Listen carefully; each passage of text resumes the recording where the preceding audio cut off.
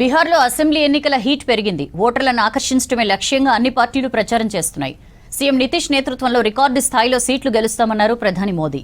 బీహార్లో శాంతి భద్రతలు ఎంతో మెరుగయ్యాయని చెప్పారు. గుజరాత్లో ఫ్యాక్టరీలు ఏర్పాటు చేసే మోదీకి బీహార్ ప్రజల్ని ఓట్లు అడిగే అర్హత లేదన్నారు ఆర్జేడీ నేత తేజస్వి యాదవ్.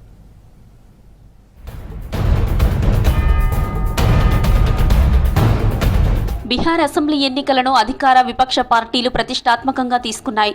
మెజారిటీ సీట్లు సాధించడమే లక్ష్యంగా ప్రచారం చేస్తున్నాయి పార్టీలు. బీహార్లోని సమస్తీపూర్ నుంచి ఎన్నికల ప్రచారం ప్రారంభించారు ప్రధాని నరేంద్ర మోదీ. మరోసారి ఎన్డీఏ సర్కారు ఏర్పడుతుందని ధీమా వ్యక్తం చేశారు. సీఎం నితీష్ కుమార్ నాయకత్వంలో గత రికార్డులన్నీ తిరగరాస్తామని చెప్పారు మోదీ.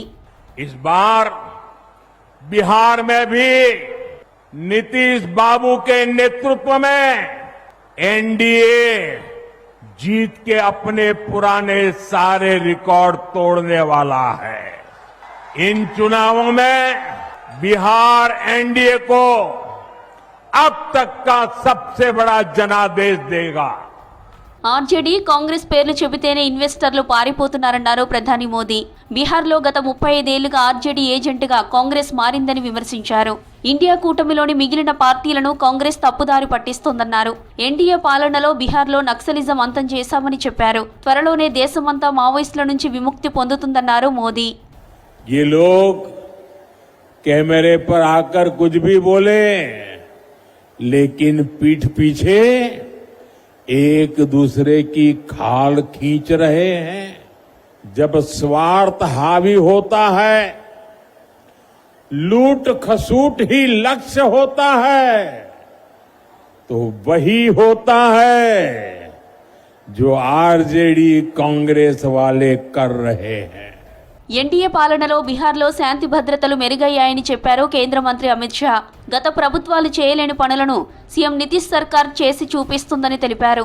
సివాన్లో ఎన్నికల ప్రచారంలో పాల్గొన్న షా మహాగఠబంధన్లో నేరస్తులకు ఎమ్మెల్యే టికెట్లు ఇస్తున్నారని విమర్శించారు. इसी साबुद्दीन के बेटे को रघुनाथपुर से फिर से एक बार लालू ने खुद टिकट देने का काम किया है, मगर मैं सिवान वालों को कहने आया हूं, अब नरेंद्र मोदी और नीतीश कुमार का राज है। 100 साबुद्दीन आ जाए, किसी का बाल बांका नहीं हो सकता।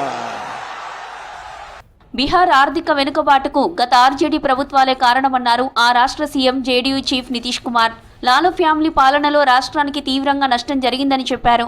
సమస్తీపూర్లో ప్రధాని మోదీతో కలిసి బహిరంగ సభలో పాల్గొన్నారు. బీహార్ అభివృద్ధికే బీజేపీతో కలిసి పనిచేస్తున్నట్లు చెప్పారు నితీష్ కుమార్.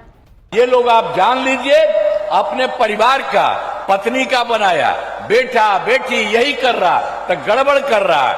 आज जानते हैं 2 बार गलती हुआ था। हम लोगों के पटिया में भी 2 बार 1.5 महीना के लिए उसको ला, हमने तो देखा सब गड़बड़ है, उसको हटा दिया और कहा जहां से हम लोगों का शुरू हुआ वही रहेगा, कभी बाएं दाएं इधर नहीं होगा। బీహార్లో మహాగఠబంధన్ సర్కారు ఏర్పడడం ఖాయమన్నారు ఆర్జేడీ నేత కూటమి సీఎం అభ్యర్థి తేజస్వి యాదవ్. ప్రధాని మోదీ గుజరాత్లో ఫ్యాక్టరీలు ఏర్పాటు చేస్తూ బీహార్లో ఓట్లు అడుగుతున్నారని విమర్శించారు. బీజేపీ కుట్రలకు బీహార్ ప్రజలు తగిన గుణపాఠం చెప్తారన్నారు. తాము అధికారంలోకి వస్తే నితీష్ ప్రభుత్వం గత 20 ఏళ్లలో చేయలేని అభివృద్ధిని 20 నెలల్లోనే చేసి చూపిస్తామన్నారు.